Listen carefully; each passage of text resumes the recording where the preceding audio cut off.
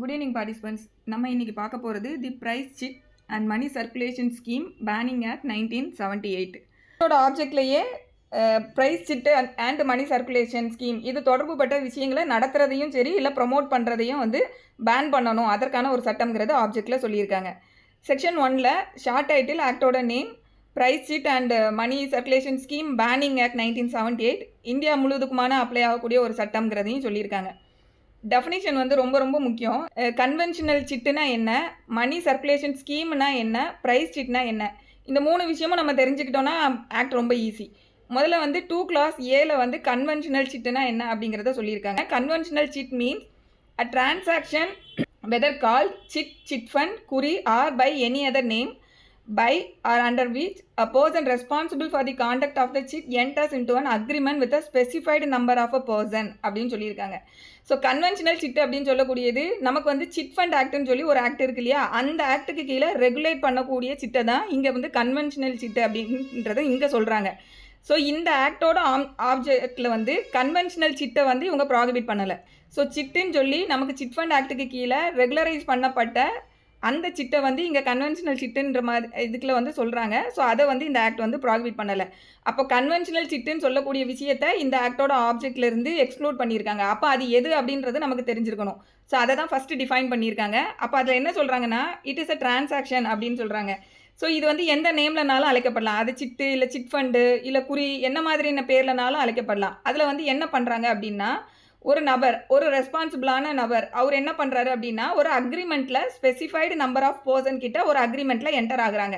So அந்த responsible person சொல்கிறோம் இல்லையா, அந்த ரெஸ்பான்சிபிள் பர்சன் தான் அந்த சிட்டு இல்லைன்னா அந்த சிட் ஃபண்டுன்னு சொல்லக்கூடிய அந்த பிஸ்னஸோட கான்டாக்டை வந்து மேனேஜ் பண்ண போகக்கூடிய நபர்.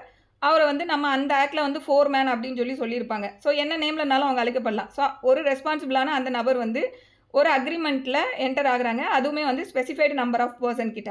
சரி, இது எதுக்காக அப்படின்னா, இதில் என்ன பண்ணுறாங்க அப்படின்னா, that every one of them shall subscribe a certain sum of money or certain quantity of grains instead by way of periodical installment for a definite period, and that each such subscriber shall in his turn, as determined by lot or by auction or by tender or in such other manner as may be provided for the chit agreement, be entitled to a price amount அப்படின்னு சொல்லியிருக்காங்க. So இப்போ இதில் வந்து ஒரு specified number of persons வந்து இந்த சிட்டுன்னு சொல்லக்கூடிய இந்த டிரான்சாக்ஷனை நடத்தக்கூடிய ரெஸ்பான்சிபிளான அந்த நபர் வந்து ஒரு ஸ்பெசிஃபைட் நம்பர் ஆஃப் பீப்புளோட ஒரு அக்ரிமெண்ட்டில் என்டர் ஆகுறாங்க.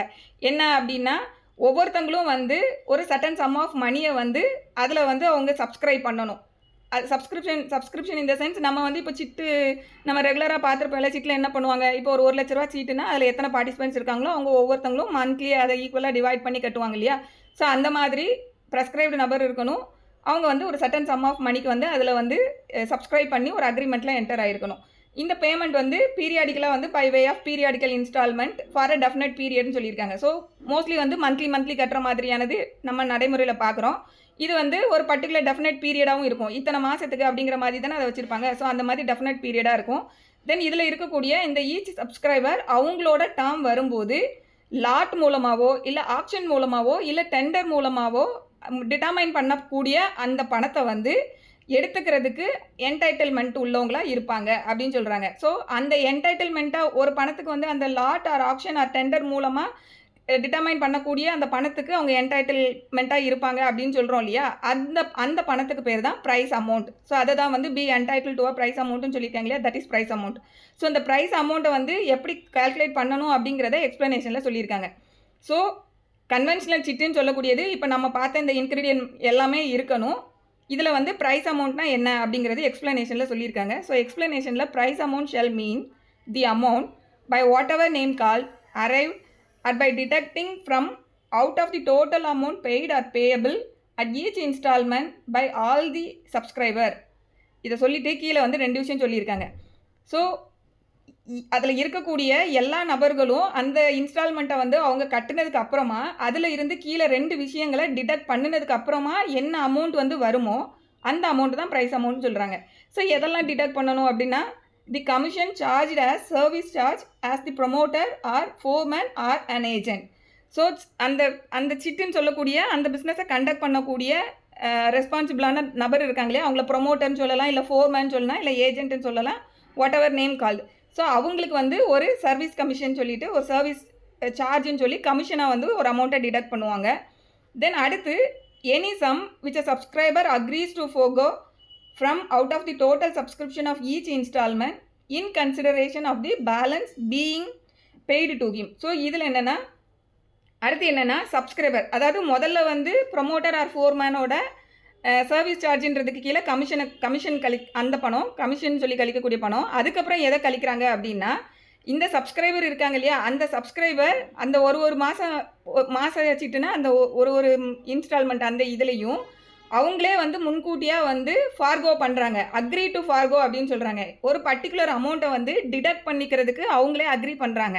ஸோ அக்ரிமெண்ட் வந்து அதுக்கு கன்சிடரேஷன் என்னவா, அவங்க எந்த கன்சிடரேஷனுக்கு அவங்க அதை அக்ரி பண்ணுறாங்க அப்படின்னா, consideration of the balance being paid to him அப்படின்னு சொல்கிறாங்க. ஸோ பேலன்ஸ் வந்து அவங்களுக்கு என்ன பே பண்ண போகிறாங்க, அதாவது இன் சிம்பிள் என்ன அப்படின்னா, எனக்கு இந்த மாதம் லம்சமாக கிடைக்கக்கூடிய ஒரு பணத்துக்காக நான் முன்கூட்டியே இவ்வளோ அமௌண்ட்டை நானே விட்டு கொடுக்குறேன் அப்படின்னு சொல்லி அவங்க கைவிடக்கூடிய அந்த பணம். ஏன்னா இப்போ ஒரு 20 மந்த்ஸ்க்கான ஒரு சீட்டு அப்படின்னு சொல்லும்போது 20 மாதம் கழித்து எடுக்க வேண்டியதை அவங்க முன்னாடியே எடுக்கிறாங்க இல்லையா. அப்போ அந்த மாதிரி ப்ரையராகவே எடுக்கிறதுக்காக அவங்க விட்டு கொடுக்கக்கூடிய அந்த முன்னாடியே லம்சமாக ஒரு பணத்தை வாங்குறதுக்காக அவங்க விட்டு கொடுக்கக்கூடிய ஒரு அமௌண்ட்டு. ஸோ இதுதான் கன்சிடரேஷன் இந்த ரெண்டுக்கும். ஸோ இந்த அமௌண்ட்டையும் அந்த கமிஷன் சொல்லக்கூடிய ஃபோர்மேனுக்குள்ள கமிஷனையும் கழிச்சதுக்கு போக மீதி வரக்கூடிய அமௌண்ட்டு தான் ப்ரைஸ் அமௌண்ட் அப்படிங்கிறத இந்த டெஃபினிஷனில் 2A வந்து டிஃபைன் பண்ணியிருக்காங்க. ஸோ இது வந்து நமக்கு சிட் ஃபண்ட் ஆக்டுக்கு கீழே வருது. ஸோ அது வந்து ப்ராகிபிட்டடான ஒரு விஷயம் கிடையாது. ஸோ அப்போ வந்து என்னெல்லாம் இருக்கணும் அப்படின்னா, கிரெட்ஸ் என்னங்கிறது என்னெல்லாம் இருக்கணுன்றதை சொல்லிடுறேன். ஃபஸ்ட்டு வந்து ஒரு மியூச்சுவல் சேவிங் கம் கிரெடிட் அரேஞ்ச்மெண்ட்டுன்ற மாதிரி இது இருக்கும். என்னென்னா நமக்கு அதில் ஒரு சேவிங்ஸாகவும் இருந்த மாதிரி இருக்கும், கிரெடிட் அரேஞ்ச்மெண்ட்டாக அந்த மாதிரி. ஸோ அந்த நேச்சரில் இருக்கக்கூடிய ஒரு சிட்டு தான் இது. இதில் வந்து ஒரு ஆர்கனைசர்ன்ற நேமில் ஒரு ஃபோர்மேனோ யாரோ ஒருத்தங்க இதை கண்டக்ட் பண்ணுறதுக்கான ஒரு நபர். அந்த நபர் வந்து மற்ற இதில் இருக்கக்கூடிய சப்ஸ்கிரைபர்னு சொல்லக்கூடியவங்களோட அக்ரிமெண்ட்டில் இன்வால்வ் ஆவாங்க. என்ன அப்படின்னா, அதில் அக்ரிமெண்ட்டில் இன்வால்வ் ஆகக்கூடிய நபர்களும் வந்து ஸ்பெசிஃபைடாக இருக்கணும். அதுக்கப்புறம் வந்து அந்த இன்ஸ்டால்மெண்ட்டுன்னு சொல்லக்கூடிய அந்த அமௌண்ட்டும் வந்து ஃபிக்ஸட் சம்மாக இருக்கணும். ஸோ இதெல்லாமே வந்து ஸ்பெசிஃபைடாக இருக்கணும். தென் அடுத்து வந்து டியூரேஷனும் வந்து ஃபிக்ஸ்டு டியூரேஷனாக இருக்கணும். ப்ரைஸ் அமௌண்ட்டும் வந்துட்டு ஒரு நபர் லம்சமாக எடுக்கக்கூடிய அமௌண்ட்டு தான் வந்து ப்ரைஸ் அமௌண்ட். அந்த ப்ரைஸ் அமௌண்ட்டும் அவங்க அந்த லம்சமாக எடுக்கிறதுக்காக அது என்ன மெத்தடில் வந்து அதை அவங்க செலக்ட் பண்ணுறாங்கன்னா, லாட்டு போட்டோ இல்லை ஒரு ஆப்ஷன் மூலமாகவோ இல்லை டெண்டர் மூலமாகவோ அந்த அமௌண்ட்டை வந்து டிசைட் பண்ணுறாங்க. தென் அதுக்கப்புறமா வந்து இதில் வந்து இந்த ப்ரைஸ் அமௌண்ட்டுன்னு சொல்லக்கூடியதில் அந்த கமிஷன் கழிஞ்சிரும். அதுக்கப்புறம் இவங்க முன்னாடி அந்த பணத்தை எடுக்கிறதுக்காக கன்சிடரேஷனாக ஒத்துக்கிட்டு அக்ரி பண்ணக்கூடிய அந்த ஃபோர்கோ அமௌண்ட். ஸோ இதெல்லாமே வந்து இந்த இதில் இருக்கக்கூடிய இன்க்ரீடியன்ஸ். ஸோ இது என்னென்னா எசன்ஸ் என்ன அப்படின்னா, இது வந்து ஒரு லாட்ரின்ற நேச்சருக்குள்ளே வராது. ஸோ ஏன்னா இதில் வந்து எல்லாமே ஃபிக்ஸ்டாக வந்து இருக்குது, எல்லாமே டிட்டர்மைண்டு. லாட்ரினா நம்ம வந்து சான்ஸ் பேசிஸில் வரும், அது வந்து கிடைக்குமா கிடைக்காதா தெரியாது, சான்ஸ் பேசிஸில் பியூர்லி சான்ஸாக இருக்கும். இது வந்து அப்படி கிடையாது. ஸோ இது வந்து லாட்ரி பேசிஸில் இருக்காது. ஸோ இதுக்கு பேர் தான் வந்து நமக்கு வந்து இங்கே கன்வென்ஷனல் சிட் அப்படிங்கிறதுல சொல்லியிருக்காங்க. அடுத்து 2Bயில் வந்து மணியில் என்னெல்லாம் இன்க்ளூட் ஆகுனா, cheque, postal order, demand draft, telegraphic transfer or money order அப்படிங்கிறத சொல்லியிருக்காங்க. தென் 2 clause C பொறுத்த வரைக்கும் மணி சர்க்குலேஷன் ஸ்கீம்னா என்ன அப்படிங்கிறத சொல்லியிருக்காங்க. So money circulation scheme means any scheme by whatever name called for the making of quick or easy money or for the receipt of any money or valuable thing as a consideration for the promise to pay money on any event or contingency relative or applicable to the enrollment of members into the scheme, whether or not such money or thing is derived from the entrance money of the member of such scheme or periodical subscription சொல்லியிருக்காங்க. இந்த மணி ஸ்கீம்னா இதில் இருக்கக்கூடிய ஒவ்வொரு வார்த்தைகளுமே ரொம்ப முக்கியம். எந்த நேமில், அதாவது ஒரு ஸ்கீம், அந்த ஸ்கீமுக்கு இவங்க என்ன நேம் வேணாலும் வச்சுக்கிடலாம். பட் அது வந்து அது எப்படி இருக்குது அப்படின்னா, குயிக் மணி இல்லைனா ஈஸியாக மணியை வந்து ஜென்ரேட் பண்ணுற மாதிரியான ஒரு ஸ்கீமாக இருக்குது. அதுதான் குயிக் ஆர் ஈஸி மணி, அந்த நேச்சரில் இருக்கக்கூடியது. அடுத்து என்ன சொல்கிறாங்க, அப்படி இல்லாட்டி for the receipt of any money or valuable thing as the consideration for a promise to pay money on any event or contingency relative or applicable to the enrollment of member அப்படின்னு சொல்கிறாங்க இல்லையா.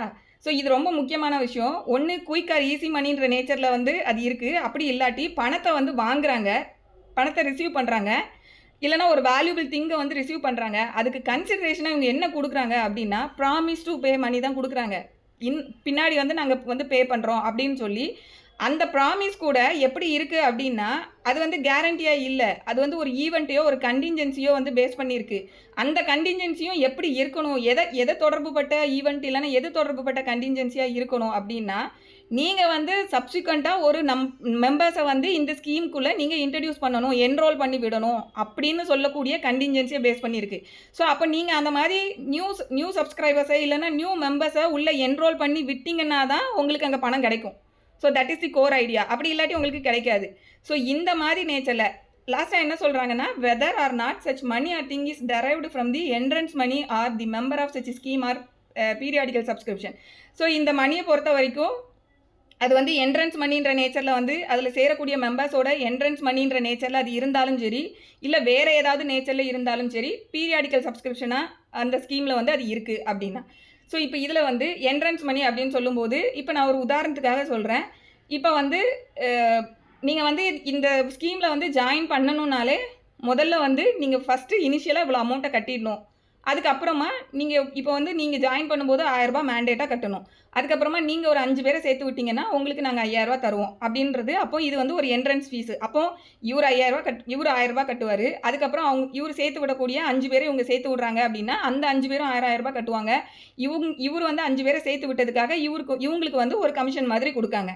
So இப்படியே இது போய்கிட்டு இருக்கும். So இது வந்து entrance மணின்ற நேச்சரில் அவங்களே வாங்குறாங்க. ஸோ இது வந்து இந்த நேச்சரில் மட்டும்தான் இருக்கணும்னு அவசியமும் கிடையாது. அதை தான் வெதர் ஆர் நாட் அப்படிங்கிறதையும் சொல்லியிருக்காங்க. ஸோ அந்த நேச்சரில் இருந்தாலும் சரி, இல்லை அந்த நேச்சரில் இல்லைனாலும் சரி அப்படிங்காங்க இல்லையா. இப்போ எப்போ அந்த நேச்சருக்கு இல்லாமல் போகும் அப்படின்னு பார்த்தோன்னா, இப்போ உதாரணத்துக்கு என்ட்ரன்ஸ் ஃபீஸ் வந்து ஃப்ரீன்னு போட்டிருப்பாங்க. நீங்கள் வந்து இந்த ஸ்கீமில் ஜாயின் பண்ணுறதுக்கு ஃபீஸ் எல்லாம் எதுவுமே தேவையில்லை, ஃப்ரீ தான். பட் நீங்கள் வந்து சில ப்ராடக்டாக மேண்டேட்டாக நீங்கள் இங்கே பர்ச்சேஸ் பண்ணணும் அப்படின்னு சொல்லுவாங்க. இப்போ வந்து இந்த ஸ்கீமில் ஜாயின் பண்ணக்கூடிய ஒவ்வொருத்தங்களும் ஒரு 10,000 ரூபாய்க்கு இதில் கண்டிப்பாக பொருள் வாங்கணும். அதுக்கப்புறமா நீங்கள் வந்து எத்தனை பேரை நீங்கள் இன்ட்ரடியூஸ் பண்ணி ரெக்ரூட் பண்ணி விட்றீங்களோ அதுக்கு தகுந்த மாதிரி நாங்கள் திருப்பி கமிஷன் கொடுத்துட்ருப்போம். ஸோ அந்த இடத்துல வந்து இது என்ட்ரன்ஸ் மணின்ற மாதிரி இல்லை. அதோட நேச்சர் வேறு நேச்சரில் இருக்குது. They are force to purchase the product அப்படின்ற நேச்சரில் இருக்குது. சம்டைம்ஸ் வந்து சர்வீஸ் சார்ஜ் அப்படிம்பாங்க. அதாவது என்ட்ரன்ஸ் ஃபீன்ற நேமை மாற்றிட்டு நாங்கள் என்ட்ரன்ஸ் ஃபீஸ்லாம் எதுவும் வாங்கலைங்க, இது வந்து ஒரு சர்வீஸ் சார்ஜுன்ற நேச்சரில் வாங்குகிறோம், இப்படி நேமை மாற்றி சொல்லுவாங்க. ஸோ எந்த நேமில் வந்து இது இருந்தாலும் சரி. ஸோ இந்த மாதிரி ஒரு பீரியாடிக்கலாக சப்ஸ்கிரிப்ஷன் இருக்குது அப்படிங்கும்போது ஸோ இதில் அப்போ என்னெல்லாம் இருக்கணும் அப்படின்றது நீங்கள் பார்த்தீங்கன்னா மணி சர்க்குலேஷன் ஸ்கீமை பொறுத்த வரைக்கும் முதல்ல நம்ம பார்த்த மாதிரி எந்த நேமில் இந்த ஸ்கீம் இருந்தாலும் சரி, அதில் ப்ரைமரியாக அதில் என்ன இருக்கணும்னா குயிக் ஆர் ஈஸி மணியை மேட் பண்ணணும். அதுதான். அப்படி இல்லாட்டி பணத்தையோ வேல்யூபிள் திங்கையோ வந்து ரிசீவ் பண்ணுவாங்க. அதுக்கு கன்சிடரேஷனாக ப்ராமிஸ் டு பே மணி இருக்கும். அந்த கன்சிடரேஷனும் அந்த ப்ராமிஸும் எதை டிபெண்ட் பண்ணியிருக்குன்னா ஒரு ஈவெண்ட் ஆர் கண்டிஞ்சன்சியை வந்து ஒரு இன்சிடெண்ட்டை டிபெண்ட் பண்ணியிருக்கோம். அந்த இன்சிடெண்ட்டும் எது தொடர்பு பட்டு இருக்கணும்னா நியூ மெம்பர்ஸை உள்ளே சேர்த்து விடணும் அப்படின்னு சொல்லக்கூடிய அந்த கண்டிஞ்சன்சியை டிபெண்ட் பண்ணி இருக்குன்னா that is called money circulation scheme. So இந்த அமௌண்ட் வந்து பீரியாடிக்கலாக சப்ஸ்கிரிப்ஷன் அவங்க பே பண்ணுற மாதிரி இருக்கும். அது வந்து என்ட்ரன்ஸ் ஃபீன்ற நேச்சரில் இருந்தாலும் சரி, இல்லை வேறு எந்த நேச்சரில் இருந்தாலும் சரி. ஸோ இதெல்லாம் சொல்லக்கூடியது மணி சர்க்குலேஷன் ஸ்கீம். ஸோ இது வந்து இந்த இடத்துல வந்து ஒரு 2 இதை வந்து நம்ம யூஸ்வலாக கேள்விப்பட்டிருப்போம். மல்டி லெவல் மார்க்கெட்டிங் அப்படின்னு சொல்லிட்டு MLM அப்படின்னு சொல்லி நம்ம டே டு டே லைஃப்பில் நம்ம கேட்டிருப்போம். ஸோ இந்த இடத்துல இந்த மல்டி லெவல் மார்க்கெட்டிங்கை தான் அவங்க சொல்கிறாங்க. இந்த மல்டி லெவல் மார்க்கெட்டிங்கை பொறுத்த வரைக்கும் 2 டைப் இருக்குது. ஒன்று என்னென்னா இப்போ நான் லா பெர்மிட் பண்ணக்கூடிய மல்டி லெவல் மார்க்கெட்டிங், இன்னொன்று வந்து லா ப்ராஹிபிட் பண்ணக்கூடிய மல்டி லெவல் மார்க்கெட்டிங். ஸோ இந்த மணி சர்க்குலேஷன் ஸ்கீம்னு சொல்லக்கூடியது லா ப்ராஹிபிட் பண்ணக்கூடிய மல்டி லெவல் மார்க்கெட்டிங்கை தான் இங்கே சொல்லியிருக்காங்க. ஸோ இந்த ரெண்டுக்கும் என்ன டிஃப்ரென்ஸ் அப்படின்னு பார்த்தோன்னா, அதாவது ஒரு மெத்தட் ஆஃப் இது வந்து ப்ராஹிபிட் ஆகலை, இன்னொன்று ப்ராஹிபிட் ஆகுது. ப்ராஹிபிட் ஆகிறது தான் இப்போ நம்ம சட்டத்தில் பார்க்குறோன்னு சொல்கிறேன் இல்லையா. ஸோ இந்த ப்ராஹிபிட் ஆகாத மல்டி லெவல் மார்க்கெட்டிங்கோடது எப்படி இருக்கும் அப்படின்னா, அந்த இடத்துல வந்து ப்ரைமரி ஃபோக்கஸ் வந்து கன்சியூமருக்கு ப்ராடக்டை கொண்டு போய் விற்கணும், இல்லை அவங்களுக்கு சர்வீஸை கொண்டு போய் சேர்க்கணுங்கிறது ப்ரைமரி ஃபோக்கஸாக இருக்கும். இது வந்து நான் லாஃபுல் மல்டி லெவல் மார்க்கெட்டிங் பற்றி சொல்லிட்டு இருக்கேன். ஸோ ப்ரைமரி ஃபோக்கஸ் வந்து எப்படி இருக்கும்னா கன்சியூமருக்கு சர்வீஸையோ இல்லை ப்ராடக்டையோ கொண்டு சேர்க்கணுன்றது ப்ரைமரி ஃபோக்கஸாக இருக்கும். அதே போல் அங்கே இன்கம் சோர்ஸ் எப்படி இருக்கும் அப்படின்னு பார்த்தோன்னா, ஆக்சுவலி வந்து அவங்க என்ன ப்ராடக்ட் சேல் பண்ணுறாங்களோ, இல்லை அவங்க ஒரு நபரை இன்ட்ரடியூஸ் பண்ணுறதன் மூலமாக அந்த நபர் என்ன சேல் வந்து காமிக்கிறாரோ அதுக்கு இவங்களுக்கு ஒரு கமிஷன் கிடைக்கிற மாதிரி இருக்கும். ஸோ இங்கே புரிஞ்சுக்க வேண்டியது என்னென்னா, இந்த இடத்துலையும் இந்த இதை வந்து லா பெர்மிட் பண்ணுது. பட் இந்த இடத்துல எப்படி இருக்குன்னு பார்த்தீங்கன்னா, இவர் ஒருத்தரை இன்ட்ரடியூஸ் பண்ணி விடக்கூடிய நபரோட சேலை டிபெண்ட் பண்ணி தான் அங்கே கமிஷன் வரதே தாண்டி இவர் ரெக்ரூட்மெண்ட் பண்ணி விட்டதுக்காக அங்கே கமிஷன் கிடையாது. ஸோ டோட்டலி அங்கே வந்து அந்த ப்ராடக்டை பேஸ் பண்ணி அந்த நேச்சரில் அது இருக்குது. தென் அடுத்து வந்து இங்கே ரெக்ரூட்மெண்ட்டுன்னு சொல்லக்கூடியதே செகண்டரியாக தான் இருக்கும். அங்கே வந்து மேண்டேட்டே பண்ண மாட்டாங்க. நீங்கள் கண்டிப்பாக இன்னொருத்தரை இன்ட்ரடியூஸ் பண்ணணும் மேண்டேட்டே பண்ண மாட்டாங்க.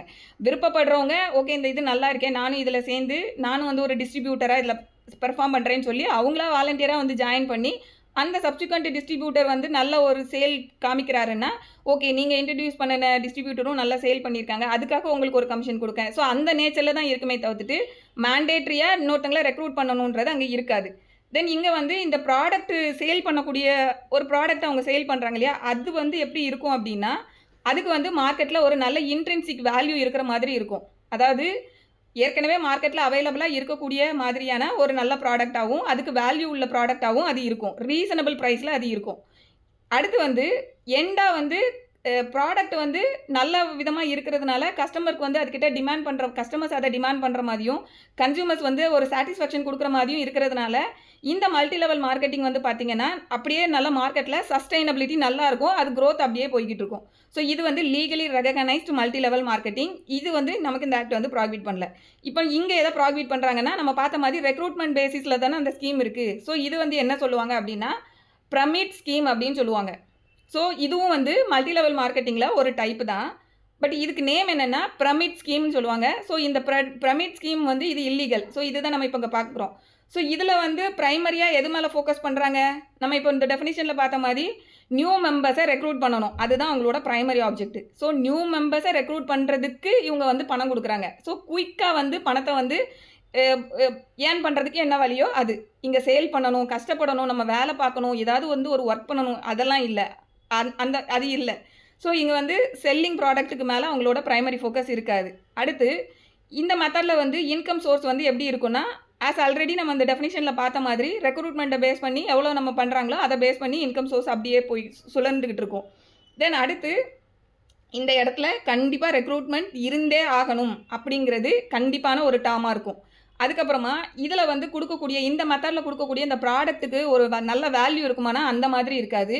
அவங்க வந்துட்டு அந்த ப்ராடக்டை வந்து ஒரு கமஃப்ளேஜ் மாதிரி பயன்படுத்திகிட்டு இருப்பாங்க. அதாவது ஒன்றுமே இல்லாமல் வெளியிலேருந்து பார்க்குறவங்களுக்கு இல்லை இங்கே ஒரு ப்ராடக்டையும் சேல் பண்ணுறாங்கங்கிறத காமிக்கணும் இல்லையா. ஸோ அங்கே நடக்கக்கூடியதை மறைக்கிறதுக்காக ப்ராடக்டை வந்து ஒரு கமஃப்ளேஜ் மாதிரி அவங்க பயன்படுத்திகிட்டு இருப்பாங்க.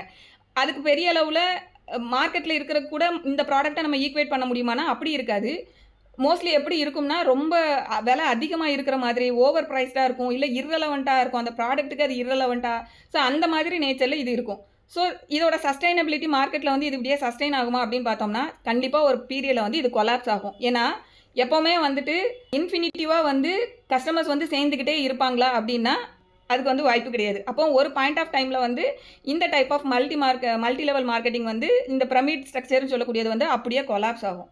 ஸோ இது வந்து சஸ்டைனபிலிட்டி இருக்காது. ஸோ இதை தான் வந்து நமக்கு இந்த ஆக்டில் வந்து ப்ராகிபிட் பண்ணுறாங்க. இது இந்த ரெண்டுக்கும் இருக்கக்கூடிய டிஃப்ரென்ஸு. இந்த பிரமிட் ஸ்ட்ரக்சர் இப்போ நம்ம பார்க்குறோம் இல்லையா, இந்த பிரமிட் ஸ்ட்ரக்சரில் அதோட ஃபண்டமெண்டல் எப்படி இருக்கும் அப்படின்னா மணி வந்து ஃப்ளோ ஆகும். அதாவது கீழ் மட்டத்திலேருந்து மேல் நோக்கி ஃப்ளோ ஆகும்.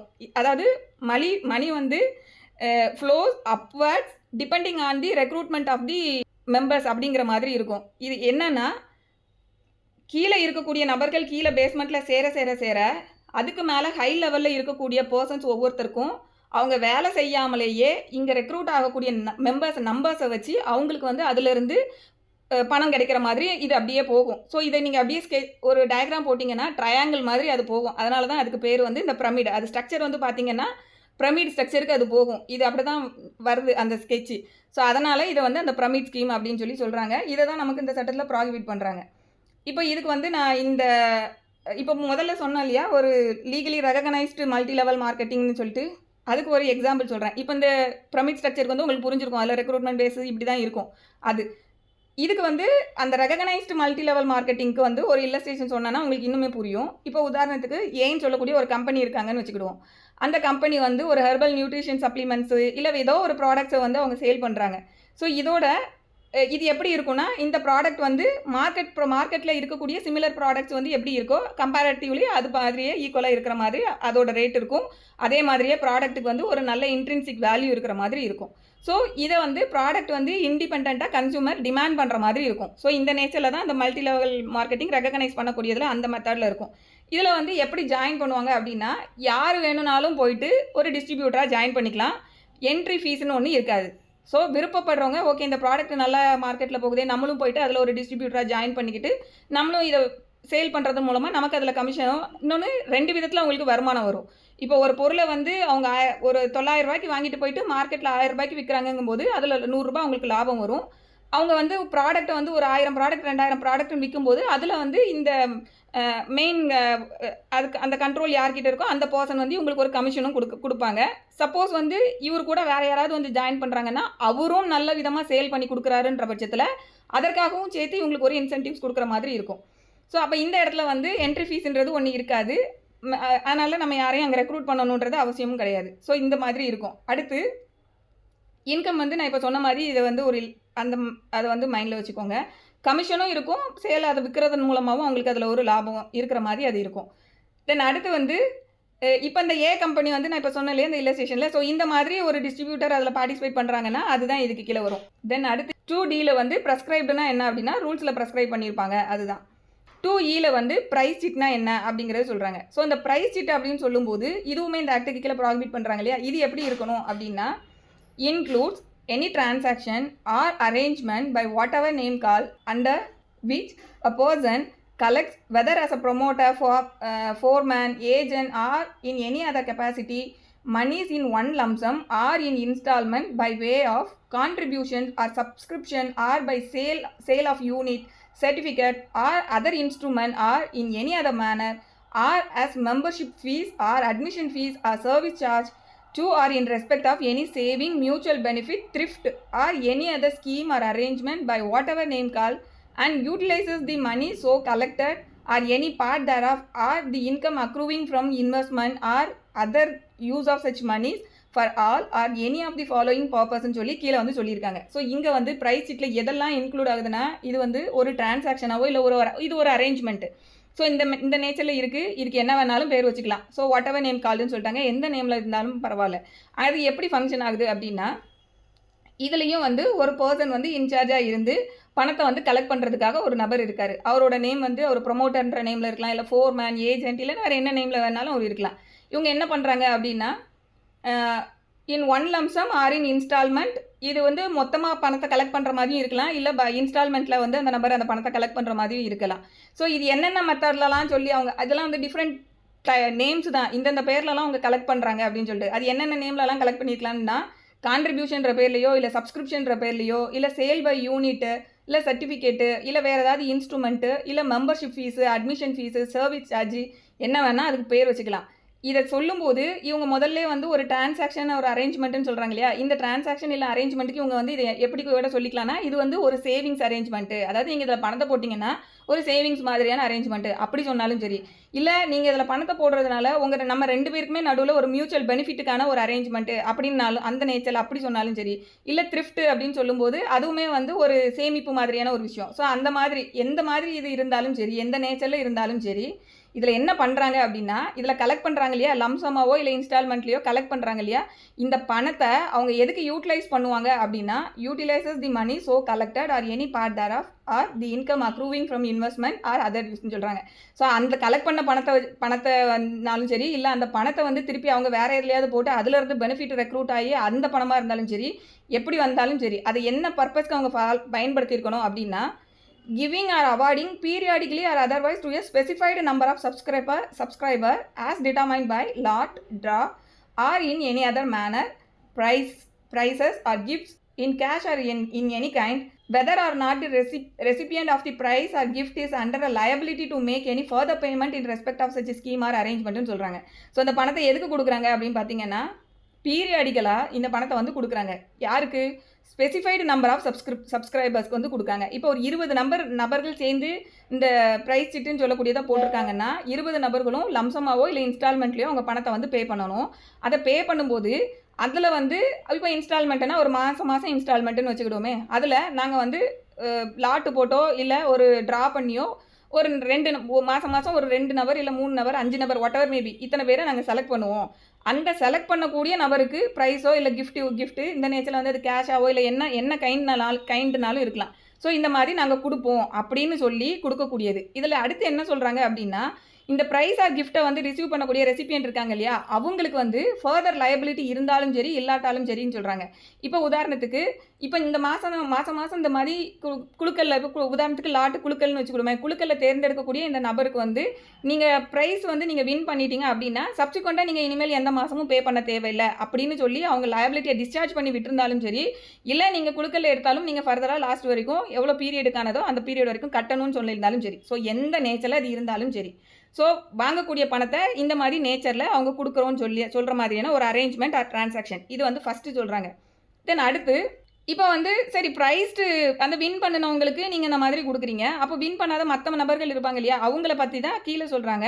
Refunding to the subscriber or such of them as have not won any prize or gift, the whole or part of the subscription, contribution or other monies collected with or without any bonus, premium, interest or other advantages by whatever name called on the termination of the scheme or arrangement or on or after the expiry of the period stipulated therein. So அப்போ அந்த ரிமைனிங்காக இருக்கக்கூடிய சப்ஸ்கிரைபர்ஸ்க்கு வந்து என்ன சொல்லலாம் அப்படின்னா, உங்களுக்கு வந்து நீங்கள் கட்டின பணத்தை நாங்கள் வந்து கடைசியாக வந்து உங்களுக்கு திருப்பி கொடுத்துருவோம். அப்படி திருப்பி கொடுக்கும்போது உங்களுக்கு அதுக்கு போனஸ் போட்டு கொடுப்போன்ற நேச்சரில் இருந்தாலும் சரி, இல்லை போனஸ் இல்லாமல் இல்லை இன்ட்ரெஸ்ட் போட்டு இல்லை அதுக்கு ஏதாவது ஒரு ப்ரீமியம் போட்டு கொடுப்போம், இல்லை கொடுக்க மாட்டோம், என்ன நேச்சரில் இருந்தாலும் சரி. ஸோ இப்படி இந்த பணத்தை வந்து நாங்கள் எப்போ திருப்பி கொடுப்போன்னா, இந்த ஸ்கீமை வந்து நாங்கள் இடையிலே டெர்மினேட் பண்ணுறோன்னா, டெர்மினேட் பண்ணும்போதே உங்களுக்கு அந்த வின் பண்ணாத நபர்களுக்கு வந்து இந்த ஸ்கீமை வந்து நம்ம டெர்மினேட் பண்ணும்போதே நாங்கள் கொடுத்துருவோம். அப்படி இல்லாட்டி இப்போ ஒரு 20 மாதத்து பீரியடுக்கு இதை போட்டிருக்காங்க அப்படின்னா, அந்த பர்டிகுலர் அந்த ஸ்டிப்புலேட்டட் பீரியட் முடியும் போது உங்களுக்கு நாங்கள் திருப்பி கொடுத்துருவோம். ஸோ இந்த மாதிரி டேர்ம்ஸுக்குள்ளே வச்சு ஒரு அரேஞ்ச்மெண்ட்டை பண்ணி இந்த வேலையை பார்க்கக்கூடியதுக்கு பேர் தான் ப்ரைஸ் சிட் அப்படிங்கிறத இதில் டிஃபைன் பண்ணியிருக்காங்க. ஸோ ஃபஸ்ட்டு வந்து இதை நான் வந்து நட்சலாக வந்து சொல்லிடுறேன். இந்த ப்ரைஸ் சிட்டுன்றதில் என்னென்ன விஷயங்கள்லாம் இருக்கணும் அப்படின்னா, இது வந்து ஒரு டிரான்சாக்ஷன் இல்லைனா ஒரு அரேஞ்ச்மெண்ட், அது என்ன பேரில் இருந்தாலும் சரி, அதை பற்றி நமக்கு கவலை இல்லை. ஸோ லா வந்து என்ன சொல்லுதுன்னா, நாமன்க்ளேச்சரை வந்து நீங்கள் பார்க்காதீங்க, அது இர்ரெலவெண்ட். என்ன பேர் வேணால் வச்சுக்கோங்க, நாமன்க்ளேச்சர் வந்து இர்ரெலவெண்ட். உள்ளே என்ன பண்ணுறீங்க அந்த சப்ஸ்டான்ஸ் தான் வந்து முக்கியம். ஸோ லேபிளில் வந்து பார்க்கணுன்றது அவசியம் கிடையாது. இது வந்து ஃபஸ்ட்டு. அடுத்து வந்து இதில் வந்து ஒரு நபர் வந்து பணத்தையோ இதை வந்து கலெக்ட் பண்ணுறாரு, அவர் பண்ணக்கூடிய நபர் வந்து ப்ரொமோட்டர், ஃபோர்மேன், ஏஜென்ட், இல்லை என்ன நேம்லனாலும் எந்த கெப்பாசிட்டினாலும் அவர் வந்து கலெக்ட் பண்ணலாம், என்ன வேணால் பேர் இருக்கட்டும். அடுத்து இதில் வந்து மோட் ஆஃப் கலெக்ஷன் வந்து எப்படி வேணுனாலும் இருக்கலாம். எப்படிலாம் வந்து கலெக்ட் பண்ணலான்னா, கான்ட்ரிபியூஷன்ற பேர்லையோ இல்லை சப்ஸ்கிரிப்ஷன்ற பேர்லையோ. கான்ட்ரிபியூஷன் சப்ஸ்கிரிப்ஷன் வந்து நம்ம அதுக்கு சப்ஸ்கிரைப் பண்ணுறோம், மாதம் கட்டுறோம்னு சொல்லிட்டு, இல்லை மாதம் நான் கான்ட்ரிபியூட் பண்ணுறேன்ற மாதிரி சொல்கிறோம். இதில் sale of unit, certificate or இன்ஸ்ட்ருமெண்ட்ன்றதெல்லாம் சொல்கிறாங்க இல்லையா, இது என்னென்னா வேறு ஒன்றும் இல்லை. சில ஸ்கீம்ஸில் வந்து ஷேரை, அதாவது ஒரு ஷேரை ஒரு யூனிட் அப்படிங்கிற மாதிரி வேர்ட்ஸ் யூஸ் பண்ணுவாங்க. ஸோ நீங்கள் வந்து அதை சப்ஸ்கிரைப்னு சொல்லாமல் ஒரு யூனிட்டுக்கு அப்படின்ற மாதிரி நேம் வச்சுக்கும் போது, இது ஒரு ஷேருக்கு இல்லை ஒரு ஸ்லாட்டுக்கு அப்படிங்கிற மாதிரி என்ன நேம் வச்சுக்கிட்டாலும் சரி, இதை வந்து நம்ம யூனிட் அப்படின்றதுக்கு வந்து அந்த மாதிரி. அதே போல் சர்டிஃபிகேட்டுன்னு சொல்லும்போது ஒரு சேவிங் சர்டிஃபிகேட், அதாவது இவங்களே வந்து ஒரு சர்டிஃபிகேட் மாதிரி போட்டு கொடுப்பாங்க, நீங்கள் கட்டுற பணத்துக்கு நாங்கள் வந்து இந்த மாதிரி ஒரு சர்டிஃபிகேட்டும் கொடுத்துட்றோம் அப்படின்னு சொல்லிட்டு, அது வந்து ஒரு சேவிங் சர்டிஃபிகேட்டு இல்லை பெனிஃபிட் சர்டிஃபிகேட்டு இல்லை லக்கி சர்டிஃபிகேட், என்ன பேர் வேணுனாலும் அதுக்கு நேம் வந்து என்ன வேணால் அவங்க கொடுத்துக்கலாம். பட் ஆனால் அதுக்கு வந்து மார்க்கெட்டில் அதுக்கு வந்து ஒரு இண்டிபெண்ட்டாக அந்த சர்டிஃபிகேட்டுக்கு வேல்யூ இருக்குமானா அது இருக்காது. ஸோ அந்த மாதிரி நேச்சரில் ஒரு சர்டிஃபிகேட் கொடுத்துட்டு அந்த இதில் வந்து அவங்க பணத்தை வாங்குற மாதிரி இருந்தாலும் சரி, அப்படி இல்லாட்டி இதில் ஜாயின் பண்ணுறதுக்காக ஒரு மெம்பர்ஷிப் ஃபீஸ் இல்லை அட்மிஷன் ஃபீஸ் அப்படி வாங்கினாலும் சரி, இல்லை சர்வீஸ் சார்ஜ் வாங்கினாலும் சரி, இல்லை வேறு என்ன பேரில் வாங்கினாலும் சரி, இது எல்லாமே வந்து இதுக்கு கீழே கவர் ஆகும். அதே போல் இதில் வந்து வேறு ஏதாவது நேம், வேறு ஏதாவது இன்ஸ்ட்ருமெண்ட் நேமில் அப்படிங்கிற மாதிரியும் இதில் சொல்லியிருக்காங்க. ஸோ இப்போ நம்ம பார்த்த நேம் இல்லாது வேறு ஏதாவது வந்து ஒரு இன்ஸ்ட்ருமெண்ட்டுன்னு சொல்லும்போது சில பேர் வந்து கூப்பன் கொடுப்பாங்க, ஒரு பாண்டு மாதிரி கொடுப்பாங்க, ஸோ இல்லைனா வவுச்சர் போட்டு தரோம். ஸோ இந்த மாதிரி நம்ம டே டு டே லைஃப்பில் என்னென்னலாம் பேர் பார்க்கமோ இது எந்த நேச்சரில் இருந்தாலும் சரி, ஸோ இதில் எப்படி இருந்தாலும் அது எல்லாமே இந்த ஸ்கீம், இந்த டிரான்சாக்ஷன் வந்து குள்ளே வரும். தென் இதில் வந்து இந்த மணியை வந்து கலெக்ட் பண்ணினதுக்கப்புறமா இது வந்து எப்படி கலெக்ட் பண்ணணும், எப்படி அதை வந்து கொடுக்கணும், அந்த ஒரு செலக்ட் பண்ணக்கூடிய நபருக்கு வந்து எப்படி கொடுக்கணும்னா, அது வந்து ஒரு லாட்டு போட்டோ இல்லை ட்ரா பண்ணியோ அந்த மாதிரி மெத்தடில். ஸோ இதுவும் வந்து பார்த்தீங்கன்னா ஏன் லா இந்த இடத்துல இதை ப்ராஹிபிட் பண்ணுறாங்க அப்படின்னா, இது வந்து பியூர்லி சான்ஸ் பேசிஸில் இருக்குது. இது வந்து ஒரு லாட்ரி எப்படி நம்ம எடுத்தோம்னா நமக்கு ப்ரைஸ் கிடைச்சாலும் கிடைக்கலாம், கிடைக்காட்டியும் போகலாம் அப்படிங்கிற மாதிரி இருக்கு இல்லையா. ஸோ அந்த மாதிரி நேச்சரில் இந்த மெக்கானிசம் இருக்கிறதுனால தான் லா வந்து இதை ப்ராஹிபிட் பண்ணுறாங்க. ஸோ ப்ரைஸை பொறுத்த வரைக்கும் அது கேஷாக வந்து அவங்க கொடுக்குறதா இருந்தாலும் சரிலாம், இல்லை வேறு ஏதாவது கைண்டாக இருந்தாலுமே சரி, அந்த எப்படி வேணுனாலும் அது இருக்கலாம். ஸோ இதோட மொத்தத்தில் இதோட கோர் எலமெண்ட் எப்படி இருக்குன்னா சான்ஸ் பேஸ்டு பெனிஃபிட்டாக இருக்குது. அதனால் லா வந்து இதை ப்ராஹிபிட் பண்ணுறாங்க, வேறு ஒன்றுமே கிடையாது. அதே போல் அதில் வந்து அந்த வின் பண்ணாத நபர்களை பொறுத்த வரைக்கும் ரீஃபண்டிங்கை பொறுத்த வரைக்கும் முழுசும் திருப்பி கொடுத்துருவோம். அதில் வந்து ஒரு போனஸோட கொடுப்போம், இல்லை ப்ரீமியம் போட்டு கொடுப்போம், இல்லை இன்ட்ரெஸ்ட் போட்டு கொடுப்போம், இல்லை அட்வான்டேஜ் போட்டு கொடுப்போம், இல்லை இது இல்லாமல் கொடுப்போம், எந்த நேச்சர்லனாலும் இருக்கலாம். ஸோ இதெல்லாமே சொல்லக்கூடியது தான் ப்ரைஸ் சிட்டுன்னு சொல்லி இந்த 2E டிஃபைன் பண்ணியிருக்காங்க. ஸோ இந்த நேச்சரில் இருந்ததுன்னா அதுவும் இந்த ஆக்டுக்கு கீழே ப்ராஹிபிட் பண்ணுறாங்க. பட் இதில் எது எக்ஸ்க்ளூட் பண்ணுறாங்க அப்படின்னா but does not include conventional chit. நம்ம முதல்ல 2A பார்த்தோம் இல்லையா, அது வந்து இதில் வந்து எக்ஸ்க்ளூட் ஆகுது. ஸோ அது முதல்லேருந்தே நம்ம பார்த்த மாதிரி கன்வென்ஷனல் சிட் வந்து ஆக்ட் ப்ராஹிபிட் பண்ணலை. அது சிட் ஃபண்ட் ஆக்டுக்கு கீழே அது ரெகுலேட் பண்ணப்பட்டு அது அதுக்கு கீழே வந்து it is a valid chit. So 2Fல ரிசர்வ் பேங்க்னா என்ன அப்படிங்கிறது ரிசர்வ் பேங்க் ஆஃப் இந்தியா அப்படிங்கிறது சொல்லியிருக்காங்க, வேறு ஒன்றும் இல்லை. தென் செக்ஷன் 3 வந்து பேனை வந்து இந்த மாதிரி ப்ரைஸ் சிட்டையும் மணி சர்க்குலேஷன் ஸ்கீமையும் வந்து பேன் பண்ணணும்னு சொல்லக்கூடியது தான் 3.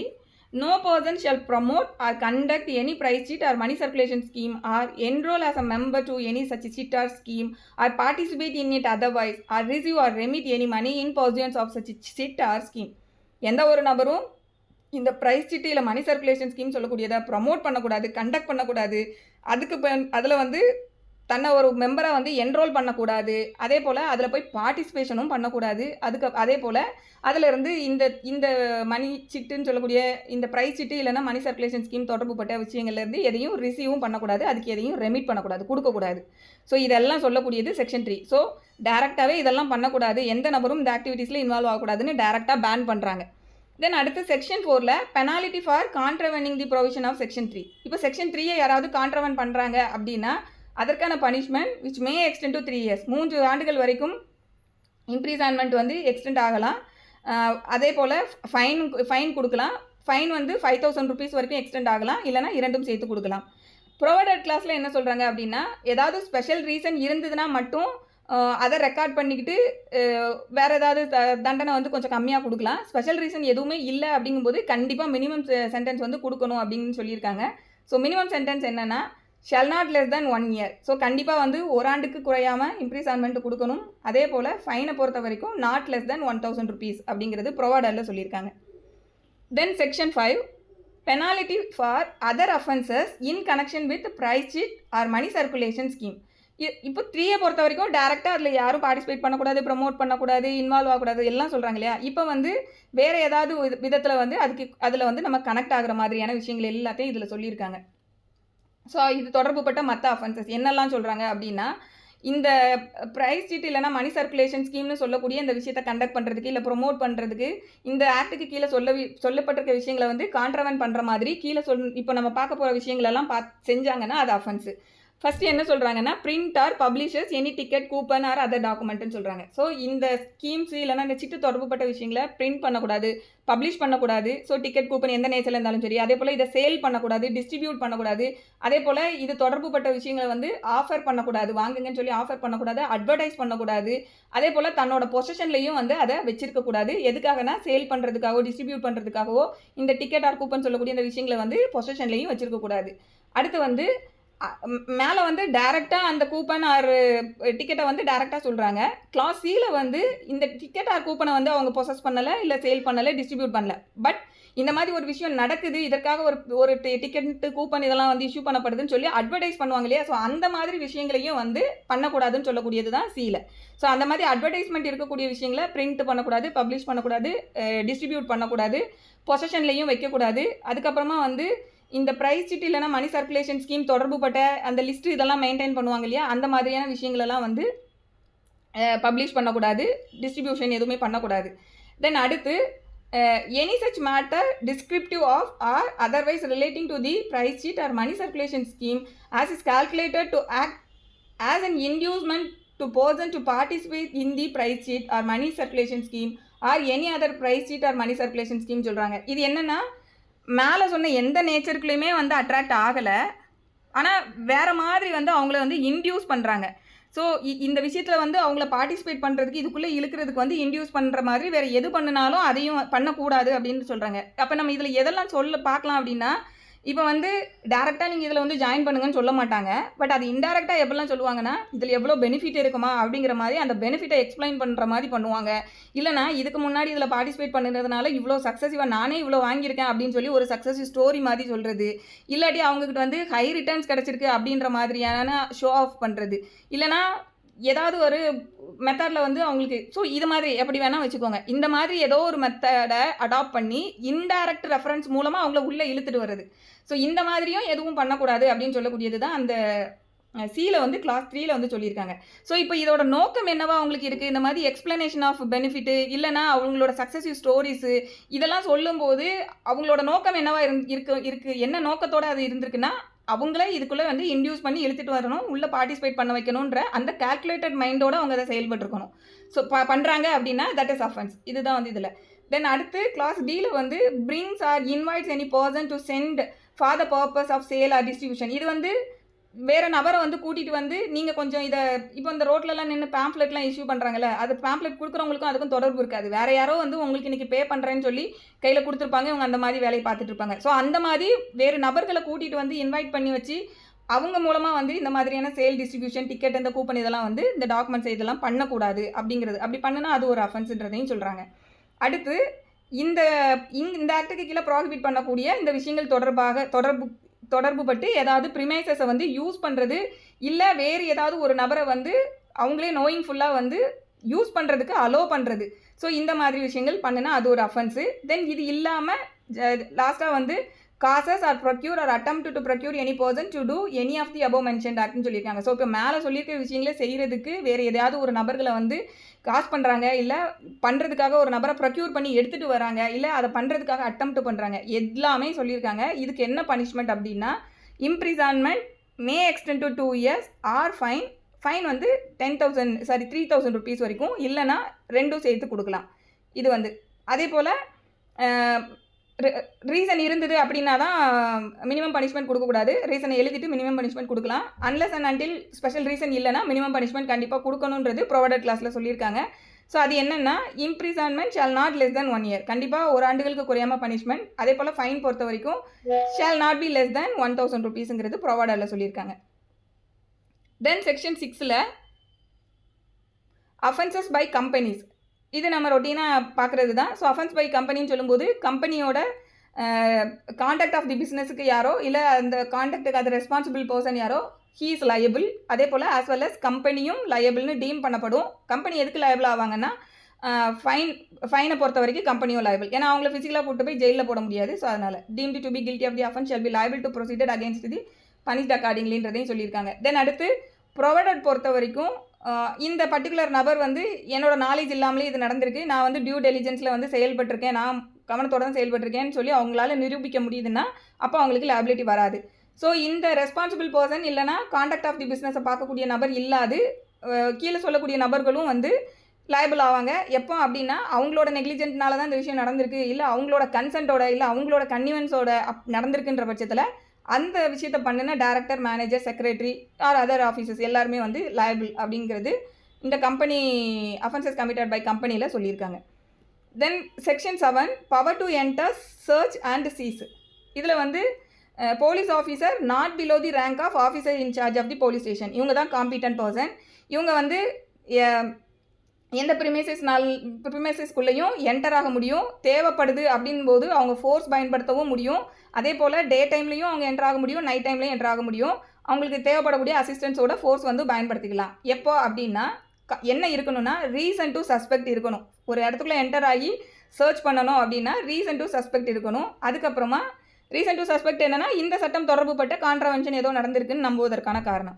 தென் அதுக்கப்புறமா இது என்டர் ஆகலான்றதை சொல்லிட்டாங்க. தென் அந்த பர்டிகுலர் ப்ரிமைசஸ்க்குள்ளே வந்து அவங்க சர்ச்சும் வந்து கண்டக்ட் பண்ண முடியும் அப்படிங்கிறதையும் சொல்கிறாங்க. அந்த ப்ரிமைசஸில் இருக்கக்கூடிய நபர்கள் மீது சர்ச் கண்டக்ட் பண்ண முடியும், அந்த ப்ரிமைசஸில் சர்ச் கண்டக்ட் பண்ண முடியும்.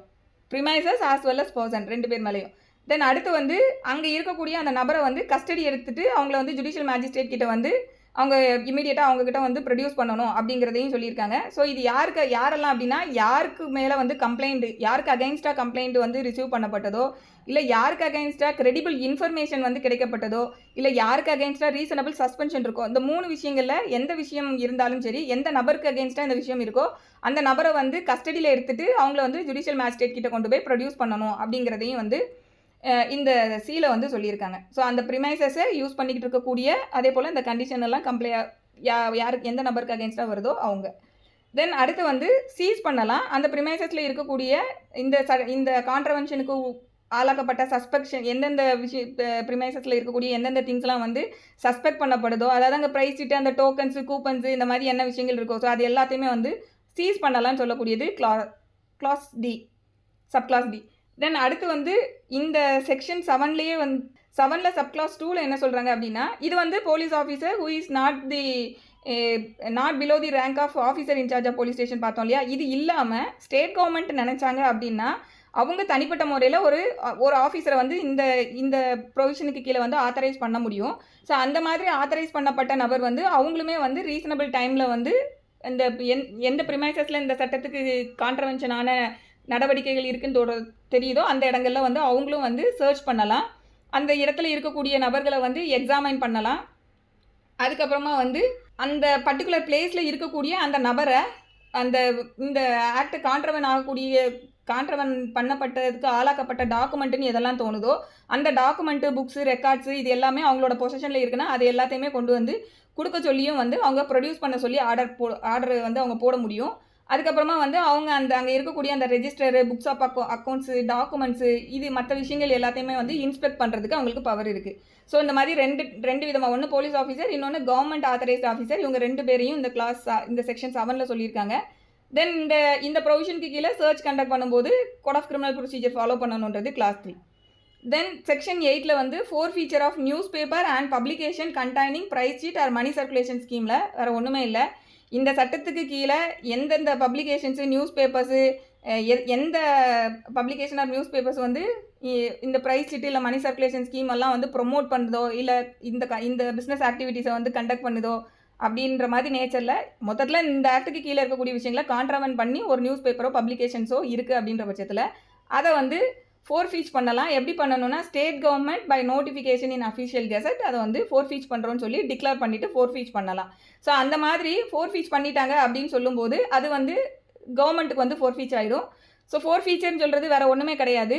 ஒரு பொருளை வந்து ஃபோர்ஃபீச் பண்ணிட்டாங்க அப்படின்னா அதோட மீனிங் என்னென்னா, அந்த பொருள் மேலே இருக்கக்கூடிய ஓனர்ஷிப் ஆர் டைட்டில் அப்படின்னு சொல்லக்கூடியது அந்த நபருக்கு இனிமேல் கிடையாது. ஸோ அந்த நபருக்கு அந்த பொருள் மேலே இருந்த டைட்டில் ஆர் ஓனர்ஷிப்னு சொல்லக்கூடியது இந்த ஃபோர்ஃபீச்னு சொன்ன உடனே எஸ்டிங்யூஷ் ஆகிடும்.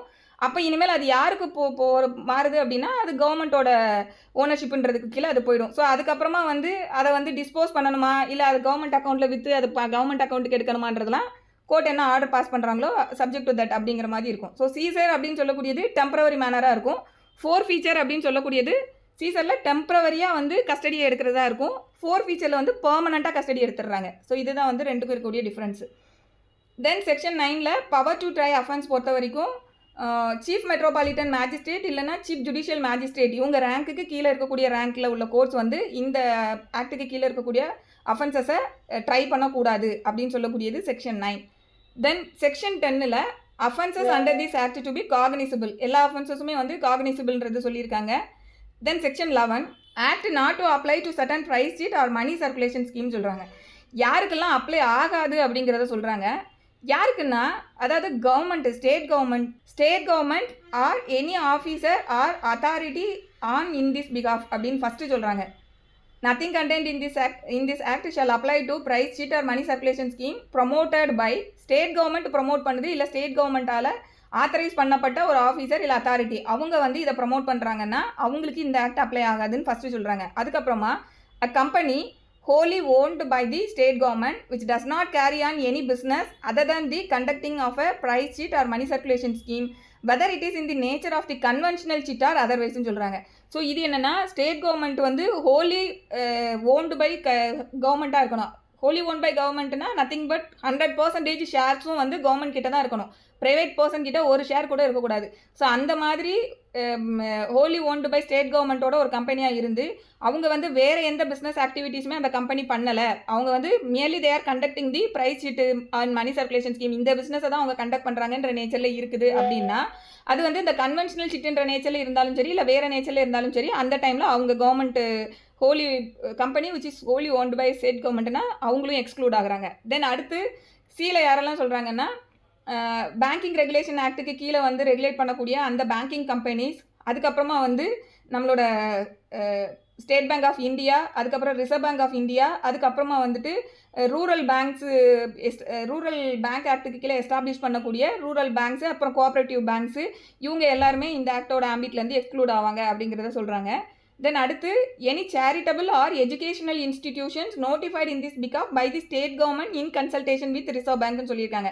So charitable and educational institution பொறுத்த வரைக்கும் நான் ஒரு சேரிட்டபிள் இன்ஸ்டியூஷனாக இருக்கேன்றதுனால மட்டுமே இந்த ஆக்டோட ஆம்பிட்டில் வெளியில் போயிட மாட்டாங்க. சேரிட்டபிள் அண்ட் எஜுகேஷனல் இன்ஸ்டியூஷனை பொறுத்த வரைக்கும் ஸ்டேட் கவர்மெண்ட் வந்து ஆர்பிஐயோட கன்சல்டேஷனோட அவங்க வந்து இவங்களை இந்த ஆக்டோட ஆம்பிட்லேருந்து நாங்கள் எக்ஸ்க்ளூட் பண்ணுறோம்னு நோட்டிஃபை பண்ணியிருந்தாங்கன்னா தே ஆர் எக்ஸ்க்ளூடட். ஸோ இது எல்லாமே இதில் சொல்லியிருக்காங்க. ஸோ இது ஏன் கவர்மெண்ட் அப்போ கவர்மெண்ட் என்ன வேணும்னா பண்ணிக்கலாமா அப்படின்னா இந்த செக்ஷன் 11 வந்து நம்ம பார்த்தோன்னா இதில் யார் வராங்கன்னா பியூர்லி கவர்மெண்ட் மட்டும் தான் வராங்க. இது எக்ஸ்ட்ரா யார் வராங்கன்னா இந்த சேரிட்டபிள் ஆர் எஜுகேஷனல் இன்ஸ்டிடியூஷன்ஸ் வரும்போது அவங்களுமே கவர்மெண்ட் நோட்டிஃபை பண்ணப்பட்டவங்களா இருந்தால் மட்டும்தான் எக்ஸ்க்ளூட் ஆகுறாங்க. இதுக்கு பின்னாடி இருக்கக்கூடிய ஆப்ஜெக்ட் என்னன்னா கவர்மெண்ட் வந்து மக்களோட வெல்ஃபேர்க்காக தான் செயல்படுவாங்க. அவங்க இந்த மாதிரியான விஷயங்களை ஆக்டிவிட்டியில் பண்ண மாட்டாங்கன்றது. இன்னொன்று வந்து இந்த கோர்ட் வந்து எப்படி இன்டர்பிரேட் பண்ணுறாங்க அப்படின்னா கவர்மெண்ட் இதுலேருந்து எக்ஸ்க்ளூட் ஆகுறாங்க அப்படின்னு சொல்லும்போது இந்த சட்டத்தோட ஆப்ஜெக்ட் வந்து என்ன இப்போ நம்ம மேலே பார்த்தோம்லையே ஒரு ப்ரைவேட் பர்சன் எந்த ஆப்ஜெக்டில் செயல்படக்கூடாதுன்னு. ஸோ அந்த ஒரு ஆப்ஜெக்டை எடுத்து நீங்கள் பண்ணணுன்றது இந்த 11 வந்து உங்களுக்கு அந்த அத்தாரிட்டியை கொடுக்கல. நீங்கள் வந்து வேறு எந்த ஸ்கீம்லனாலும் இந்த மாதிரி ஸ்கீம்ஸ் வந்து நீங்கள் கண்டக்ட் பண்ணிக்கலாம். அதுக்கு ப்ராகிபிஷன் இல்லை. பட் அது எல்லாமே வந்து சப்ஜெக்ட் டு நீங்கள் இப்போ ஒரு கம்பெனியை வந்து ஸ்டேட் கவர்மெண்ட் வந்து ரன் பை ஒரு wholly own by state government கம்பெனிங்கும் போது அந்த கம்பெனி தொடர்புப்பட்ட அவங்களுக்கு ஒரு ரூல்ஸோ ஏதோ ஒன்று இருக்கும் இல்லையா, அதில் வந்து ஸ்பெசிஃபிக்காக எதை வந்து உங்களுக்கு எக்ஸ்பிளிசிட்டாக வந்து பண்ணுறதுக்கு அலோவ் பண்ணுறாங்களோ அதை தான் பண்ணணும் அப்படிங்கிறதெல்லாம் வந்து கோர்ட் வந்து இந்த ப்ரொவிஷனை வந்து இன்டர்பிரேட் பண்ணி கொடுத்துருக்காங்க. தென் அடுத்து செக்ஷன் 12 வந்து டிரான்சிஷனல் ப்ரொவிஷன் பொறுத்த வரைக்கும் anything contained in this act, a person conducting a price cheat or money circulation scheme at the commencement of this act may continue to conduct such a cheat or scheme for such period as may be necessary for the winding up of the business அப்படின்னு சொல்கிறாங்க. Transitional ப்ரொவிஷனில் வந்து என்ன சொல்கிறாங்கன்னா ஒரு 2 years வரைக்கும் இப்போ ஏற்கனவே வந்து இந்த சட்டம் வந்து 1978 வருது இல்லையா, 12/12/1978 வருதுன்னு நினைக்கிறேன். ஸோ அந்த டைமில் வர்றதுக்கு முன்னாடியே இப்போ நிறைய பேர் இந்த மாதிரி நேச்சரில் இந்த ப்ரைஸ் சிட்டோ இல்லை மணி சர்க்குலேஷன் ஸ்கீம்ஸ்ன்ற நேச்சரில் கண்டக்ட் பண்ணிகிட்டு இருப்பாங்க. இப்போ இந்த ஆக்ட் வந்த உடனே இப்போ இந்த ஸ்கீம்ஸ்லாம் வந்து பார்த்தோன்னா எப்படி இருக்கும், ஒரு நாளில் நடக்கக்கூடிய விஷயம் இல்லை இல்லையா. இவங்க வந்து ஒரு பீரியாடிக்கலாக இன்ஸ்டால்மெண்ட் வாங்கி ஒரு 20 மாதம் 50 மாதம் வாட் எவர் மேபி அந்த மாதிரி நேச்சரில் இருக்கும். அப்போ இன்றைக்கி ஆக்ட் பாஸ் பண்ணும்போது இப்போ ஒரு 20 மாதத்துக்கான ஒரு மணி சர்க்குலேஷன் ஸ்கீம்னு வச்சுக்கிடுவோமே, சரி ஒரு ப்ரைஸ் சீட்டுன்னு வச்சுக்கிடுவோமே, ஒரு 20 மந்த்ஸுக்கான ப்ரைஸ் சீட்டு ஸ்கீம்னு வச்சுக்கிடுவோம். அந்த ப்ரைஸ் சீட்டு ஸ்கீம் இன்றைக்கி ஆக்ட் வரும்போது ஒரு 5 மாதம் தான் முடிஞ்சிருக்கு. அப்படிங்கும்போது இப்போ நீங்கள் திடீர்னு இதை பேன் பண்ணிட்டேன்னா அப்போ இன்னொரு 20 மாதம் இன்னொரு 15 மாதம் ரிமைனிங் பீரியட் இருக்கு இல்லையா. ஸோ அந்த பீரியட் வரைக்கும் கவர்மெண்ட் நினச்சாங்கன்னா இந்த ப்ரொவிஷனுக்கு கீழே இந்த டிரான்சிஷனல் ப்ரொவிஷனுக்கு கீழே ஒரு ரிலாக்ஸேஷன் கொடுக்காங்க. ஸோ அதை தான் வந்து ஃபஸ்ட்டு என்ன சொல்கிறாங்க அப்படின்னா anything contained in this act, இந்த சட்டத்தில் என்ன சொல்லியிருந்தாலும் அதை பற்றி நமக்கு இப்போ கவலை இல்லை. A person conducting a price cheat or money circulation scheme at the commencement of this act may continue to conduct such cheat or scheme for a period as may be necessary for the winding up of the business. So இங்கே வந்து ஃபர்தராக வந்து அதை conduct பண்ணுறதுக்கு எதுக்கு allow பண்ணுறாங்க அப்படின்னா, okay உங்களுக்கு இன்னொரு 15 மாதமா, ஓகே நீங்கள் வந்து 15 மாதம் முடிச்சுட்டு இதோட பிஸ்னஸை வைண்ட் அப் பண்ணுங்கள்.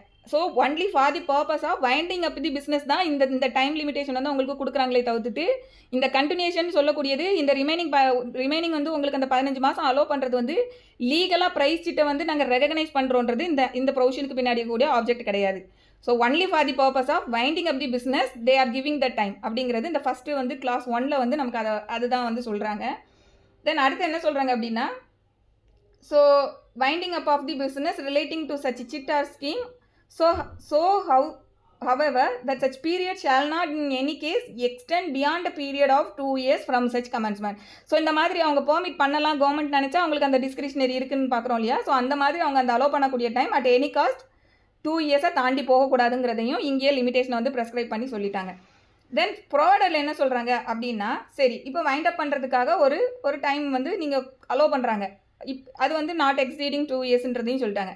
ப்ரொவைடரில் இப்போ இந்த மாதிரி அலோவ் பண்ணுறதுனால எதுவுமே பண்ணாமல் இவங்க அப்படியே கண்டினியூ பண்ணிட்டு இருக்க முடியாது அந்த 2 வருஷத்துக்கு. The said person shall furnish to the state government or to such officer as may be authorised by in this பிகாஃப் அப்படின்னு சொல்கிறாங்க. அதாவது கவர்மெண்ட் இந்த ப்ரொவிஷனுக்கு கீழே ஆத்தரைஸ் பண்ணப்பட்ட நபர், அப்படி இல்லாட்டி ரிசர்வ் பேங்க்கில் வந்து இதற்காக ப்ரெஸ்கிரைப் பண்ணப்பட்ட நபர், இவங்க கிட்ட போயிட்டு இந்த நபர் வந்து இப்போ இந்த ப்ரைஸ் சிட்டோ இந்த ஸ்கீம் எதையோ கண்டக்ட் பண்ணியிருக்க நபர் வந்து போயிட்டு இன்ஃபர்மேஷனை ஃபர்னிஷ் பண்ணணும். என்ன அப்படின்னா, உங்களோட பிளான் என்ன, எப்போதைக்குலாம் வந்து நீங்கள் இதை வைண்ட் அப் பண்ணுவீங்க, எவ்வளோ பீரியடுக்குள்ள பண்ணுவீங்க அப்படின்ற இந்த இன்ஃபர்மேஷனெல்லாம் வந்துட்டு அவங்கக்கிட்ட கொண்டு போய் முதல்ல ஃபர்னிஷ் பண்ணணும்னு சொல்லக்கூடியது கிளாஸ் 2. தென் கிளாஸ் 2ல் ப்ரொவைடர், ஃபஸ்ட்டு ப்ரொவைடர். செகண்ட் ப்ரொவைடரில் என்ன சொல்கிறாங்க அப்படின்னா, சப்போஸ் கவர்மெண்ட் வந்து சாட்டிஸ்ஃபை ஆகுறாங்க ஒரு அப்ளிகேஷனில். என்னென்னா, இப்போ ஒரு நபர் வந்து இப்போ நமக்கு வந்து கிளாஸ் 1ல் வந்து அந்த பீரியட் வந்து at any cost not exceeding 2 இயர்ஸ்ன்னு சொல்கிறாங்க இல்லையா. ஆனால் ஒரு பர்டிகுலரான ஒரு கேஸில் வந்து எப்படி இருக்குன்னா, அவங்களால ஒரு 2 இயர்ஸுக்குள்ளே அதை கம்ப்ளீட் பண்ண முடியாது அப்படின்ற ஒரு மாதிரி நேச்சரில் இருந்ததுன்னா, they can approach the government அப்படிங்கிறது தான் இந்த ஃபர்தர் ப்ரொவைடரில் சொல்கிறாங்க. ஸோ அவங்க வந்து கவர்மெண்ட் கிட்ட போய்ட்டு ஒரு அப்ளிகேஷன் கொடுக்கலாம். அந்த அப்ளிகேஷனில் கவர்மெண்ட் வந்து சாட்டிஸ்ஃபை ஆகுறாங்க அப்படின்ற பட்சத்தில் கவர்மெண்ட் வந்து ரிசர்வ் பேங்க் ஆஃப் இந்தியாவோட கன்சல்ட் பண்ணிவிட்டு அதுக்கப்புறமா அவங்க வந்து அந்த எக்ஸ்டெண்டட் ஒரு பர்டிகுலர் பீரியடுக்கு வந்து அவங்கள கண்டினியூ பண்ணுறதுக்கு கவர்மெண்ட் நினச்சாங்கன்னா அலோவ் பண்ண முடியும். அதாவது கவர்மெண்ட் இது நெசசரின்னு நினச்சாங்கன்னா அலோவ் பண்ண முடியும். ஸோ இது வந்து பியூர்லி கேஸ் பேஸ்டாக தான் இருக்கும். ஜென்ரலாக எல்லாத்துக்கும் அப்ளை ஆகுறது கிடையாது. பர்டிகுலர் கேஸ் பேஸ்டாக சர்க்கம்ஸ்டான்சஸை பேஸ் பண்ணி கவர்மெண்ட்டுக்கு இருக்கக்கூடிய ஒரு டிஸ்கிரிப்ஷன் அந்த மாதிரியும் அவங்க பண்ணலாங்கிறது இந்த செகண்ட் ப்ரொவைடரில் சொல்லியிருக்காங்க. தென் கிளாஸ் 2ல் என்ன சொல்கிறாங்க அப்படின்னா, ஸ்டேட் கவர்மெண்ட் வந்து ரிசர்வ் பேங்க்கு கிட்ட எப்போ வேணாலும் கன்சல்ட் பண்ணிவிட்டு, இப்போ அந்த கிளாஸ் 1ல் வந்து அவங்க வந்து இந்த வைண்ட் அப் பண்ணுறதுக்கான அந்த இன்ஃபர்மேஷன் எல்லாத்தையும் கொண்டு போய் கொடுக்குறாங்க இல்லையா. அவங்க வந்து ஓகே நாங்கள் இவ்வளோ நாளைக்கு கொடுக்குறோன்னு சொல்லி ஒரு அப்ளிகேஷனை கொடுக்குறாங்க. ஸோ அந்த வைண்ட் அப் பிளானை வந்து state government reserve bank of இந்தியாவோட கன்சல்ட் பண்ணிவிட்டு அப்படியே அக்செப்ட் பண்ணனாலும் பண்ணலாம், இல்லை அதில் மாடிஃபை பண்ணலாம், இல்லை ரிஜெக்ட் பண்ணுறதா இருந்தாலும் பண்ணலாம், ரெஃப்யூஸ் பண்ணலாம், என்ன வேணால் பண்ணலாம் அப்படின்னு சொல்லக்கூடியது கிளாஸ் 2ல் வந்து சொல்லியிருக்காங்க. தென் அடுத்து இப்போ ப்ரொவைடரில் என்ன சொல்கிறாங்க அப்படின்னா, இந்த மாதிரி அவங்க ரிஜெக்ட் பண்ணுறாங்க இல்லை ரெஃப்யூஸ் பண்ணுறாங்க அப்படின்னு சொல்லும்போது ஆப்பர்ச்சுனிட்டி ஆஃப் பீயிங் ஹியர்டு வந்து அந்த நபருக்கு கொடுத்துட்டு தான் அவங்க அந்த ரெஃப்யூசல் ரிஜெக்ஷனை வந்து பண்ணணும்னு சொல்லக்கூடியது ப்ரொவைடர். தென் கிளாஸ் 3ல் வந்து என்ன சொல்கிறாங்க அப்படின்னா, இப்போ வந்து கிளாஸ் 1ல் வந்து இந்த இன்ஃபர்மேஷனை ஃபர்னிஷ் பண்ணணுன்றது சொல்லியிருக்காங்க இல்லையா. இப்போ அந்த சட்டம் வந்த உடனே நீங்கள் வந்து இந்த ப்ரெஸ்கிரைப்டு நம்பர்கிட்ட வந்து உங்களோட பிளான் என்ன, எப்போ வைண்ட் அப் பண்ணுவீங்கன்னு இன்ஃபர்மேஷன் கொடுக்க சொல்லியிருக்காங்க. இந்த மாதிரி கொடுக்காம யாராவது failure to comply the order, comply the provision அப்படின்னு வரும்போது அவங்களுக்கு வந்து shawl forfeit his right to continue the business relating to the said chit or scheme on the expiry of such period சொல்லியிருக்காங்க. ஸோ அந்த மாதிரி அவங்க போய்ட்டு அந்த இன்ஃபர்மேஷன் அவங்ககிட்ட கொடுக்கல அப்படின்னாலே இமீடியட்டாக அவங்களுக்கு அந்த பிஸ்னஸை வந்து கண்டினியூ பண்ணுறதுக்கான உரிமை அந்த இடத்துல ஃபோர்ஃபீச் ஆகுது. எப்போ ஃபோர்ஃபீச் ஆகும் அப்படின்னா, ரூல்ஸில் வந்து என்ன ப்ரெஸ்கிரைப்டு டைம் கொடுத்துருக்காங்களோ அந்த டைமில். ஸோ சப்கிளாஸ் 1ல் சொல்லியிருக்க 2 இயர்ஸ் வரைக்கும்லாம் கூட அவங்களுக்கு எக்ஸ்டெண்ட் ஆகாது. இப்போ வந்து நீங்கள் வந்து ஒரு மாதத்துக்குள்ளே வந்து இன்ஃபர்மேஷனை ஃபர்னிஷ் பண்ணணும்னு சொல்லியிருக்காங்கன்னா, அந்த 1 மந்த்துக்குள்ளே அவங்க ஃபர்னிஷ் பண்ணலன்னா இமீடியட்டாக வந்து அந்த ப்ரெஸ்கிரைப்டு பீரியட் முடிஞ்ச உடனே அவங்களுக்கு ரைட் டு கண்டினியூ தி பிஸ்னஸ்ன்றது அந்த இடத்துல ஃபோர்ஃபீச் ஆயிடும் அப்படின்னு சொல்லக்கூடியது இந்த கிளாஸ் 3. தென் கிளாஸ் 4 பொறுத்த வரைக்கும் இப்போ கிளாஸ் 3ல் வந்துட்டு இன்ஃபர்மேஷனை ஃபர்னிஷ் பண்ணலன்னா அவங்க பிஸ்னஸை வந்து கண்டினியூ பண்ண முடியாது, அந்த ரைட் அவங்களுக்கு ஃபோர்ஃபீச் ஆகுதுன்னு சொல்கிறோம் இல்லையா. சரி, இப்போ இந்த பிஸ்னஸை கண்டக்ட் பண்ணுறவங்க என்ன பண்ணுவாங்க, ஓகே கவர்மெண்ட் என்ன சொல்லிருச்சு, நான் வந்து நான் நடத்தக்கூடாது அதனால் ஃபோர்ஃபீச் ஆயிடுச்சுன்னு சொல்லிட்டு அவங்க பாட்டுக்கு போக முடியாது. அவங்களுக்கு என்ன பண்ணணும் அப்படின்னா, இது வரைக்கும் என்னென்ன அமௌண்ட் நீங்கள் இது வரைக்கும் கலெக்ட் பண்ணி வச்சுருக்கீங்களோ அந்த சப்ஸ்கிரைபர்ஸ்க்கு எல்லாத்தையும் கொடுத்து செட்டில் பண்ணணும்னு சொல்லக்கூடியது தான் கிளாஸ் 4. ஸோ நீங்கள் உங்களுக்கு அந்த பிஸ்னஸை ரன் பண்ணக்கூடிய ரைட் ஃபோர்ஃபீச் ஆகிட்டுன்றதுனால கவர்மெண்ட்டோட ஆர்டர் படி என்னது ஃபோர்ஃபீச் ஆயிடுச்சு, எனக்கு எந்த லயபிலிட்டியும் இல்லைன்னு சொல்லிட்டுலாம் அவங்க போக முடியாது. ஸோ அது வந்து கிளாஸ் 4ல் வந்து சொல்லியிருக்காங்க. So the person conducting the chit or scheme shall within such period as may be prescribed refund the monies of the subscription collected till the date of default referred to in subsection 3ன்றது அதை சொல்லியிருக்காங்க. தென் இப்போ இந்த மாதிரி failure conduct பண்ணுறது அது ஒரு offence இல்லையா, கொடுக்கணும், கவர்மெண்ட் ஆக்ட் சொல்லுது, கொடுக்கல, அப்போ தட் இஸ் அன் அஃபென்ஸ். அப்போ அதுக்கு என்ன பனிஷ்மெண்ட்டுன்னு சொல்லக்கூடியது கிளாஸ் 5. பனிஷ்மெண்ட் வந்து imprisonment may extend to 2 years or fine which may extend to 3,000 rupees or both. Then ப்ரொவைடரில் வந்துட்டு ஸ்பெஷல் ரீசன் எதுவும் இல்லை அப்படின்னா மினிமம் பனிஷ்மெண்ட் வந்து கண்டிப்பாக கொடுக்கணும். அது வந்து imprisonment not less than 1 year, அதே போல் ஃபைன் பொறுத்த வரைக்கும் not less than 1,000 rupees. So இதெல்லாம் சொல்லக்கூடியது செக்ஷன் 12ல் டிரான்சிஷனல் ப்ரொவிஷனில் சொல்லியிருக்காங்க. தென் அடுத்து 13 and 14 வந்து நமக்கு தேவையில்லை, rule making power and repeal and சேவிங்லாம். இதில் வந்து ஒரு ஜட்ஜ்மெண்ட் சொல்கிறேன், நோட் பண்ணிக்கோங்க வேணும்னா. Srinivasa enterprises and others versus union of India. இது வந்து 1980ல் இந்த ஆக்ட் வந்த உடனே இந்த ஆக்டோட கான்ஸ்டிடியூஷனல் வேலிடிட்டியை சேலஞ்ச் பண்ணி போட்ட case. Srinivasa enterprises and others versus union of India 1980ல் டிசைட் ஆனது. இந்த கேஸில் வந்து இந்த ஆக்டோட கான்ஸ்டிடியூஷனல் வேலிடிட்டியை சேலஞ்ச் பண்ணுறாங்க. என்ன சேலஞ்ச் பண்ணுறாங்க அப்படின்னா, ஆர்டிகிள் 14 வயலேட் பண்ணுது அப்படின்னு சொல்கிறாங்க. ஆர்டிகிள் 14 எப்படி வயலேட் பண்ணுதுன்னு சொல்கிறாங்கன்னா, 2 விஷயமா பிரிக்கிறாங்க இல்லையா? நம்மளோட கன்வென்ஷனல் சிட்டுன்னு ஒன்று இருக்குது, இன்னொன்று இந்த ஆக்டுக்கு கீழே ப்ராகிபிட் பண்ணக்கூடிய ஸ்கீம்ஸ் எல்லாம் வருது. ஸோ கன்வென்ஷனல் சிட்டு நேச்சர்லேயே தான் மற்ற சிட்ஸும் இருக்குது. ஸோ அதனால் கம்ப்ளீட் பேன் இந்த ஆக்டுக்கு கீழே பண்ணுறது வந்து வயலேட்டிங் ஆர்டிகல் 14 ஈக்குவாலிட்டி இல்லை. ஸோ இந்த ஆக்டுக்கு கீழே சொல்லியிருக்கக்கூடிய ஸ்கீம்ஸ் ஆர் ப்ரைஸ் சிட்டெல்லாம் வந்துட்டு நீங்கள் ரெகுலேட் பண்ணணுமே தவிர்த்துட்டு கம்ப்ளீட் பேன் பண்ணக்கூடாது. அப்படி பண்ணுனா அது ஆர்டிகல் 14 வந்து ஈக்குவாலிட்டியை வந்து வயலேட் பண்ணுது அப்படின்றது ஒரு ஃபஸ்ட்டு அந்த கிரவுண்டில் சேலஞ்ச் பண்ணுறாங்க. அடுத்து வந்து ஆர்டிகல் 19(1)G, அதாவது நமக்கு ஃப்ரீடம் ஆஃப் ப்ரொஃபஷன், அதுக்கப்புறமா வந்து to carry trade R business இருக்கு இல்லையா, அந்த இதுக்கு வந்து அதை வந்து இந்த சட்டம் வந்து ப்ராகிபிட் பண்ணுது அப்படிங்கிறது. ஏன்னா இது வந்து ஒரு பிஸ்னஸாக அவங்க பண்ணிக்கிட்டு இருக்காங்க, எங்களுக்கு வந்து எல்லா பிஸ்னஸையும் வந்து பண்ணுறதுக்கான அந்த உரிமை இருக்குன்றதையும் சேலஞ்ச் பண்ணுறாங்க. பட் கோர்ட் வந்து ஆஸ் யூஷுவல் நமக்கு தெரியும்ல, அது எல்லாமே சப்ஜெக்ட் டு ரெஸ்ட்ரிக்ஷன். 19 சப்க்ளாஸ் 6க்கு கீழே ரெஸ்ட்ரிக்ஷன் இருக்கும். அதில் வந்து பப்ளிக் இன்ட்ரெஸ்ட்டுக்கு வந்து ரெஸ்ட்ரிக்ட் பண்ணலான்றது நமக்கு அங்கே கான்ஸ்டியூஷனில் இருக்கும்.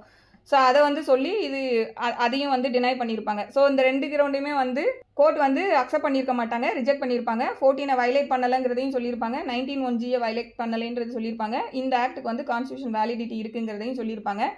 அதே போல் கவர்மெண்ட்டை பொறுத்த வரைக்கும் அதையும் சேலஞ்ச் பண்ணுவாங்க. ப்ரைவேட் பர்சனை வந்து ப்ராகிபிட் பண்ணும்போது கவர்மெண்ட் மட்டும் எப்படி அலோவ் பண்ணலாம்? ஏன்னா செக்ஷன் 11 கவர்மெண்ட்டுக்கு எக்ஸ்க்ளூட் ஆகுறாங்க இல்லையா? அப்போ கவர்மெண்ட் அலோவ் பண்ணுறது வந்து அந்த இடத்துல வந்து ஈக்குவாலிட்டி வயலேட் ஆகுது, 14 வயலேட் பண்ணுது அப்படின்றத அதையும் கிளைம் பண்ணுவாங்க. ஸோ அப்போ தான் கவர்மெண்ட் வந்து இதெல்லாம் சொல்கிறாங்க. அது எல்லாமே வந்து கவர்மெண்ட் மக்களுக்காக தான் செயல்படுவாங்கன்ற அந்த கான்செப்டில் இருக்கக்கூடிய ஒரு விஷயம். ஸோ கவர்மெண்ட்டுமே வந்து இந்த ஆக்டில் இருக்கக்கூடிய ஆப்ஜெக்ட்டுக்கு வெளியில் அவங்க அந்த மாதிரி வெளிப்படையாக செயல்படுறாங்கங்கும்போது அதுவுமே வந்து ப்ராகிபிட் ஆகுன்றதெல்லாம் சொல்லியிருப்பாங்க. ஸோ இந்த கேஸு தென் அடுத்த ஜட்ஜ்மெண்ட் வந்து state of West Bengal and others versus Swapan Kumar Guha. இது வந்து இதுவும் சுப்ரீம் கோர்ட் ஜட்ஜ்மெண்ட் தான். இந்த ஜட்ஜ்மெண்ட்டில் வந்து என்ன சொல்லியிருப்பாங்க அப்படின்னா, அதாவது சில ஸ்கீம்ஸ் எப்படி இருக்கும்னா, நீங்கள் நல்லா பர்ஃபார்ம் பண்ணினீங்கன்னா இன்ட்ரெஸ்ட்டை வந்து இன்க்ரீஸ் பண்ணி தரோம் அப்படிங்கிற மாதிரிலாம் சில ஸ்கீம்ஸ் இருக்கும். இப்போ உதாரணத்துக்கு ஒரு ஒரு ஏதோ ஒரு ப்ராடக்ட் ஏதோ ஒன்று சேல் பண்ணி தரோம், இல்லை ஏதோ ஒரு ஸ்கீம், அந்த ஸ்கீமில் வந்து நம்ம போய் ஜாயின் பண்ணும்போது உங்களுக்கு வந்து நீங்கள் நல்லபடியாக வேலை பார்த்தீங்கன்னா 12% வரைக்கும் கமிஷன் கொடுப்போம் அந்த மாதிரி சொல்லியிருப்பாங்க. பட் போக போக அந்த கமிஷனை வந்து அவங்க இன்க்ரீஸ் பண்ணி கூட கொடுப்பாங்க. ஸோ இந்த மாதிரி தான் இந்த கேஸில் நடந்திருக்கும். அப்போ இதை வந்து கவர்மெண்ட் வந்து இதை வந்து என்ன இது வந்து ஒரு பர்டிகுலர் இந்த கம்பெனி மேலே வந்து எஃப்ஐஆர் போட்டிருப்பாங்க. என்னென்னா இவங்க வந்து முதல்ல வந்து சொல்லும்போது 12% இன்ட்ரெஸ்ட் தரோன்னு சொல்லிட்டு இப்போ அதில் இருக்கக்கூடிய நபர்களுக்கு வந்து 48% வரைக்கும்லாம் வந்து இன்ட்ரெஸ்ட் வந்து பே பண்ணிட்டு இருக்காங்க. ஸோ இது வந்து மணி சர்க்குலேஷன் ஸ்கீமுக்கு கீழே அட்ராக்ட் ஆகுது. இன்னொன்று வந்து இது கருப்பு பணத்தை வந்து ஒயிட் ஆக்குறதுக்கு, பிளாக் மணியை ஒயிட் ஆக்குறதுக்கு பயன்படுத்துகிற மாதிரியான ஒரு ஸ்கீமில் இன்வால்வ் ஆகுறாங்கன்ற மாதிரி இதை சேலஞ்ச் பண்ணி ஒரு எஃப்ஐஆர் போட்டிருப்பாங்க. சுப்ரீம் கோர்ட் இதில் என்ன சொல்கிறாங்க அப்படின்னா, ஆக்சுவலி இந்த எஃப்ஐஆர் வந்து சுப்ரீம் கோர்ட் குவாஷ் பண்ணியிருப்பாங்க.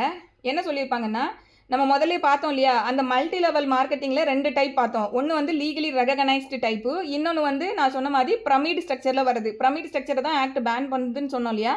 ஸோ அந்த பிரமிட் ஸ்ட்ரக்சரில் வந்து உங்களுக்கு ரெக்ரூட்மெண்ட்டு மூலமாக உங்களுக்கு அதில் இருந்து வருமானம், அதுதான் வந்து உங்களுக்கு பணத்தை அது மூலமாக தான் மணி ஜென்ரேட் ஆகுதுன்ற ஸ்கீம் இருந்ததுனா தான் இந்த ஆக்டோட ஆம்பிட்டுக்குள்ளே வருமே தவிர்த்துட்டு ரெக்ரூட்மெண்ட் பேஸ் பண்ணி இல்லாமல் வேறு ஏதாவது ஒரு மெத்தடில் உங்களுக்கு கமிஷன் வருது, அந்த இடத்துல ஏதோ ஒரு சேல் சம்திங் ஏதோ ஒரு வேலை நடக்குது, அவங்க வேலை பார்க்குறாங்க, அதன் மூலமாக அவங்களுக்கு வந்து ஒரு இன்கம் ஜென்ரேட் ஆகுது, அது கமிஷன் பேசிஸில் இருக்கலாம், வாட் எவர் எப்படி வேணால் இருக்கலாம். ஸோ அது வந்து இம்மெட்டீரியல். ரெக்ரூட்மெண்ட்டு அதற்காக இவங்களுக்கு கன்சிடரேஷனாக இவங்களுக்கு வந்து அதில் ஒரு ஆதாயம். ஸோ இந்த மெத்தடில் போகும்போது மட்டும்தான் இந்த ஆக்ட் வந்து அப்ளிகபிள் ஆகும் அப்படிங்கிறத சொல்லிவிட்டு அந்த எஃப்ஐஆரை படித்து பார்க்கும்போது அந்த மாதிரிலாம் எந்த இன்க்ரீடியண்ட்டுமே அதில் இல்லை. ஸோ ஒரு அஃபென்ஸுக்கான இன்க்ரீடியன்ட் எஃப்ஐஆரை பார்க்கும்போதே பிரைமா ஃபேசி இல்லை அப்படிங்கும்போது கோர்ட்டுக்கு வந்து அதில் இன்டர்ஃபியர் பண்ணுறதுக்கான அத்தாரிட்டி இருக்குது அப்படின்னு. இன் ஜென்ரல் கோர்ட் வந்து எஃப்ஐஆர் வந்து இன்வெஸ்டிகேட் பண்ணுறதுக்கு முன்னாடி கோர்ட் இன்டர்ஃபியர் பண்ண மாட்டோம். பட் இது மாதிரி அப்பாரண்ட்டாக பார்க்கும்போதே அதுக்கான இன்க்ரீடியன்ட் இல்லைங்கும்போது கோர்ட்டுக்கு வந்து இன்டர்ஃபியர் பண்ணுறதுக்கான பவர் இருக்குன்னு சொல்லி அந்த எஃப்ஐஆர் வந்து குவாஷ் பண்ணியிருப்பாங்க. ஏதாவது டவுட் இருந்ததுன்னா கேளுங்க.